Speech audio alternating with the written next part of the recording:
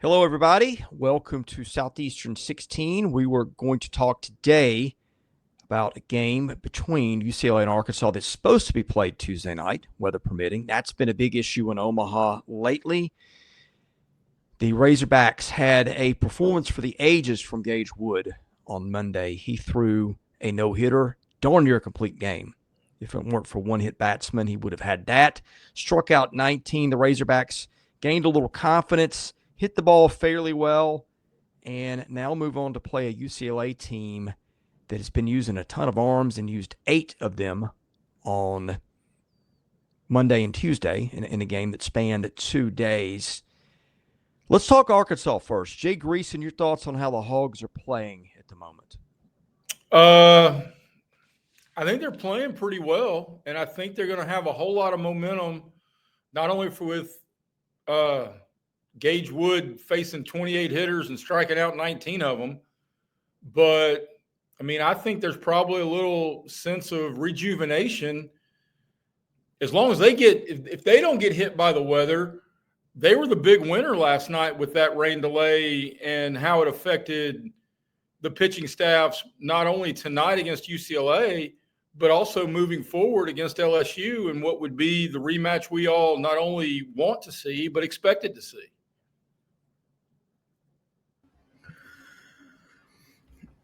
Yeah, they were the story of the day, and rightly so, with their win and the dominant performance on the mound by Mr. Wood. Boy, he's been everywhere too. Like he's been making the rounds, giving interviews, and deservedly so. So again, congratulations to him.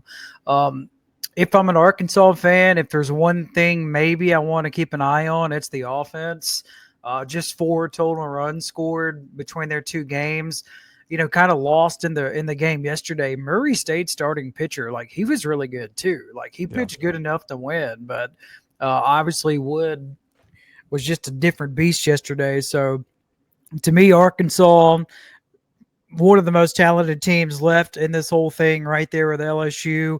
But what I want to see is how their offense responds in this matchup with UCLA. I think it's a benefit for Arkansas. You know, they're well rested.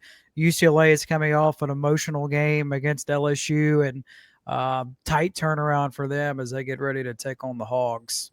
Yeah, my biggest concern for Arkansas at this point is how the offense translates to this park. Like I saw them hit a couple of fence scrapers in the Super Regional against Tennessee that aren't coming close to getting out in Omaha. Now, Charles Davalon did hit a monster home run that would have been out of any park. So they have some big power. You know, Iredale's got it. I think Helfrick's got it. The Aloy brothers certainly have it. But their offense hasn't really translated to Omaha the way it did in the SEC in the regular season, where they were just a juggernaut top to bottom. And they did run a little bit more against Murray State to try to generate some stuff. So that's kind of one thing I'm keeping an eye on. The pitching situation for Arkansas, man, nobody was happier, I think, last night to see the rain than Dave Van Horn, because that really messed some stuff up for UCLA and LSU.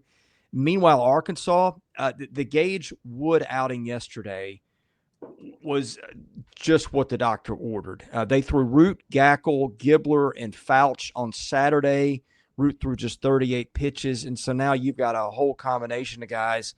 Landon Beidelshees, Aiden Jimenez, Ben Bybee, Dylan Carter, Colin Fisher hasn't thrown this tournament. Will McEntire, like you got all kinds of guys that haven't thrown, and then you got Foutch, Gibbler, all available too. Probably just about everybody but Gabe Gackle can throw in this one. Even Zach Root, I'm sure, could throw if needed. I think you'd want to save him till later, but just in case. The pitching reset, I think, really, really helped Arkansas, because they'll have as many good arms available today as even Coastal will in the other side of the bracket, I think. So that's a big thing, I think, for the Razorbacks. Just the events of yesterday, I think, changed their outlook in this tournament. We're going to talk UCLA in a second. Just a quick reminder, GameTimeSidekicks.com, our sponsor. Use promo code SE16 for 10% off your order. Ice retention is amazing. Holds your coffee, keeps it hot, keeps your cold stuff cold. I've literally had ice in it that has still been solid 12 hours later. These things are a work of art. They're beautiful. The paint is incredible. Help those who help us. Game Time Sidekicks, SE16, 10% off your order. Even you UCLA fans, they make all teams, not just the SEC. So go get your stuff there too, and you will not regret it. All right, UCLA. The Bruins, 1-1 in this tournament, lost a Tuesday morning game, and will have to turn around, weather permitting, to play the nightcap. I'm interested, Jay, to see how that affects UCLA, which has used a ton of pitchers in this tournament. It's going to certainly be a challenge for UCLA, but it's also, if you don't win tonight or whenever you tee it up with Arkansas, you're going to have the next several months to rest. So, I mean, you don't want to roll the dice with somebody's health, of course, especially in the era of all of these arm injuries and surgeries and everything that goes on with it. But if we thought they used a whole bunch in game 2 over Monday and Tuesday against LSU, I'd set the over-under on number of UCLA pitchers used against Arkansas at like 8.5. Yeah, that's certainly a big number, and it feels like they've used the most arms of anybody so far in Omaha. I'm curious, UCLA, so this is their first loss that they have experienced in the whole NCAA tournament. So how do they bounce back and respond from that? So they kind of cruise through their regional and the supers against UTSA. So this is their first loss. And your reward, you get to play a super talented Arkansas team. So that's one thing I'm going to keep an eye on, how they start for UCLA, and then just what their body language looks like. Yeah, for me, I think UCLA's got to get Roch Cholowsky going.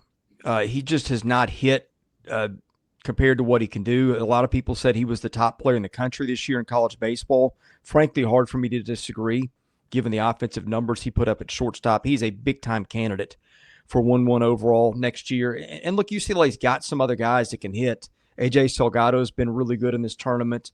Roman Martin's a really good hitter. Same with Dean West. I mean, they've got options, but, you look at the pitching you're facing in this tournament, and you look at the arms you're facing, and that's been a real equalizer. And I think that's my concern for UCLA guys. Does UCLA have enough pitching to match up with Arkansas and go further? Last night, that would be Monday night, UCLA used Landon Stump for 56 pitches, Chris Grothus for 18, and then in the Tuesday reset, Ian May threw 16 pitches, Wylan Moss, who I think is their best arm, through 24, August Souza through 13, Jack O'Connor 15, Cal Randall 32, Easton Hawk 16. Now, look, they have got some guys that have gone multiple outings. I think you saw in the regional, May went 13 on Friday, 81 on Saturday. You saw Grothus throw 10 one day and 27 2 days later. Souza 14 and 30 between Friday and Sunday. O'Connor threw Friday and Sunday in the regional, and Hawk threw Saturday and Sunday. So these guys are rubber armed. They're used to going, and UCLA will mix and match a lot of guys there. It's a mostly right-handed staff. But I think the concern is, do you have a dude left to really match up with Arkansas? And that's what I'm wondering. I don't know if Cody Delvecchio is going to pitch. He was the guy that was much publicized for the academic thing, so that's a footnote too. But let's get to predictions. I think Arkansas has just got too much pitching, and the hitting is going to be tough for UCLA to match up with where the pitching is. I'll take the Hogs. Graham, you're up next, then Jay. Yeah, I'm taking Arkansas too. One thing that we haven't alluded to, but I mean, obviously it makes sense. So with the complete game no-hitter yesterday for Wood, obviously Arkansas didn't have to go to their bullpen. So I just think they are in a much better shape, bullpen-wise and starting pitcher-wise for that matter, in this matchup against UCLA. Chris, you brought up Roch for the Bruins. In Omaha, he is 0 for 8. So if the Bruins want to have a chance, he's going to have to step up and play to the level that he's certainly capable of. But give me Arkansas. I just think they're too talented on the mound. To me, they got the best offense 1 through 9 in the tournament, and their defense is the best in the SEC. So all that trends in favor for Arkansas for me. Ditto. Back to recap it after the tournament. Thanks for watching, or after the game, that is. We'll see you soon with more baseball content at Southeastern 16.